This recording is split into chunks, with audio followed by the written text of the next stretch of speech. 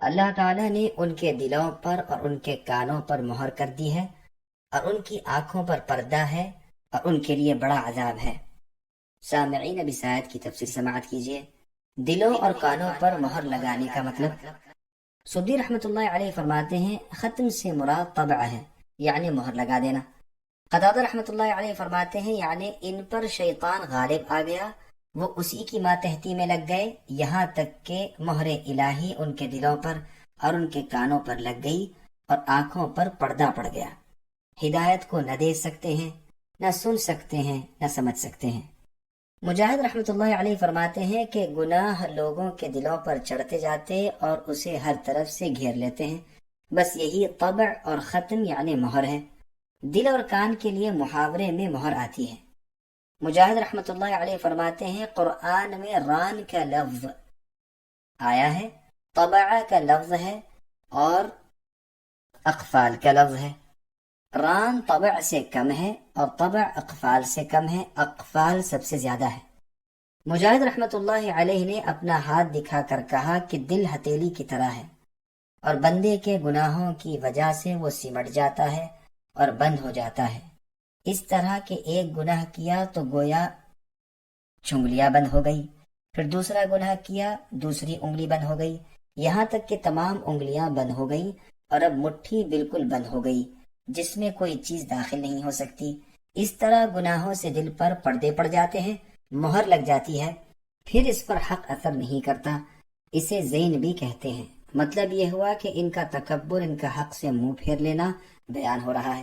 جیسے کہا جاتا ہے فلاں شخص اس بات کے سننے سے بہرا بن گیا، مطلب یہ ہوتا ہے کہ تکبر اور بے پرواہی کر کے اس نے اس بات کی طرف کان نہ لگایا۔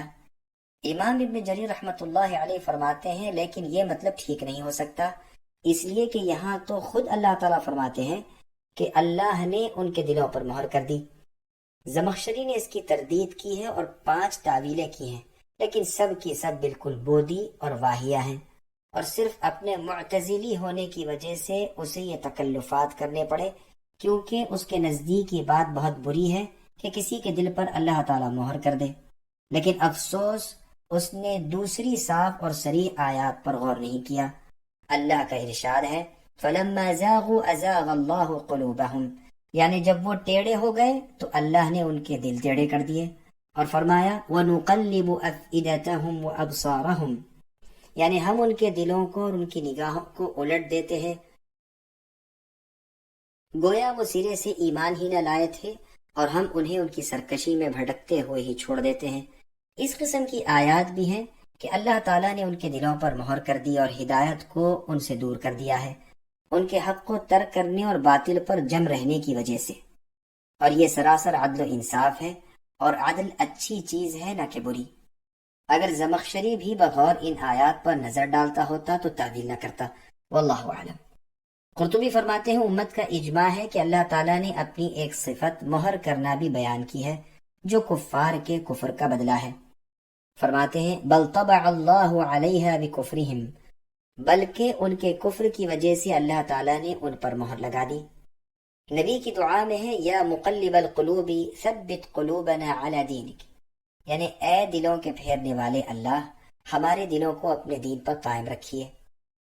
حذیفہ رضی اللہ عنہ والی حدیث میں ہے کہ رسول صلی اللہ علیہ وسلم نے فرمایا، اور جسے امام مسلم اور ترمذی نے نکالا ہے، کہ دلوں پر فتنے اس طرح پیش ہوتے ہیں جیسے ٹوٹے ہوئے بوریے کا ایک ایک تنکا، جو دل انہیں قبول کر لیتا ہے اس میں ایک سیاہ نقطہ ہو جاتا ہے، اور جس دل میں یہ فتنے اثر نہیں کرتے اس میں ایک سفید نقطہ ہو جاتا ہے، جس کی سفیدی بڑھتے بڑھتے بالکل صاف سفید ہو کر سارے دل کو منور کر دیتی ہے، پھر اسے کبھی کوئی فتنہ نقصان نہیں پہنچا سکتا، اور اس دوسرے دل کی سیاہی بھی پھیلتی جاتی ہے یہاں تک کہ سارا دل سیاہ یعنی کالا ہو جاتا ہے، اب وہ الٹے کوزے کی طرح ہو جاتا ہے، نہ اچھی بات اسے اچھی لگتی ہے نہ برائی بری معلوم ہوتی ہے۔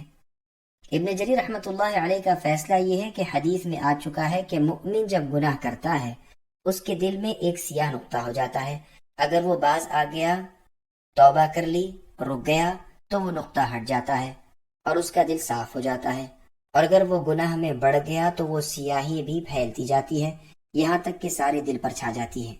یہی وہ ران ہے یعنی زنگ جس کا ذکر اس آیت میں ہے، کلا بل ران علی قلوبہم، یعنی یقیناً ان کے دلوں پر ران ہے یعنی زنگ ہے ان کی بدعملیوں کی وجہ سے۔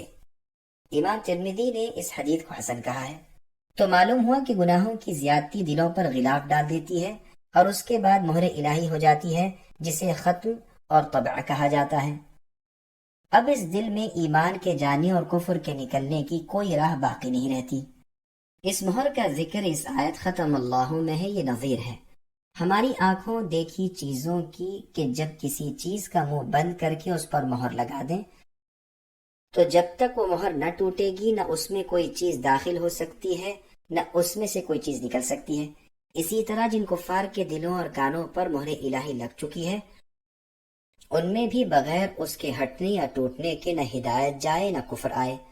سمعہم پر پورا وقف ہے، غشاوہ کا معنی اور اعراب، اور علی ابصارہم غشاوتن الگ پورا جملہ ہے۔ ختم اور طبع دلوں اور کانوں پر ہوتی ہے اور غشاوہ یعنی پردہ آنکھوں پر پڑتا ہے، جیسے کہ ابن عباس رضی اللہ عنہما، ابن مسعود اور دوسرے صحابہ رضوان اللہ علیہم سے مروی ہے۔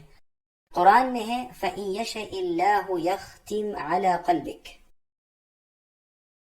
پس اگر اللہ چاہیں تو وہ اے نبی آپ کے دل پر مہر کر دے۔ وَخَتَمَ عَلَى سَمْعِهِ وَقَلْبِهِ وَجَعَلَ عَلَى بَصَرِهِ غِشَاوَةً، یعنی ان آیات میں دل اور کان پر ختم مہر کا ذکر ہے اور آنکھ پر پردے کا۔ بعض نے یہاں غشاوتن زبر کے ساتھ بھی پڑھا ہے تو ممکن ہے کہ ان کے نزدیک فعل جعل مقدر ہو اور ممکن ہے کہ نصب محل کی اتباع سے ہو، جیسے وحور عین میں شروع صورت کی 4 آیات میں مؤمنین کے اوصاف بیان ہوئے، پھر ان 2 آیات میں کفار کا حال بیان ہوا۔ اب منافقوں کا ذکر ہوتا ہے جو بظاہر ایماندار بنتے ہیں لیکن حقیقت میں کفار ہیں، چونکہ ان لوگوں کی چالاکیاں عموماً پوشیدہ رہ جایا کرتی ہیں، اس لیے ان کا بیان ذرا تفصیل سے ہوا اور بہت کچھ ان کی نشانیاں بیان کی گئیں۔ انہی کے بارے میں سورہ براءت یعنی سورہ توبہ اتری اور انہی کا ذکر سورہ نور وغیرہ میں کیا گیا تاکہ ان سے پورا بچاؤ ہو اور ان مذموم خصلتوں سے مسلمان دور رہیں۔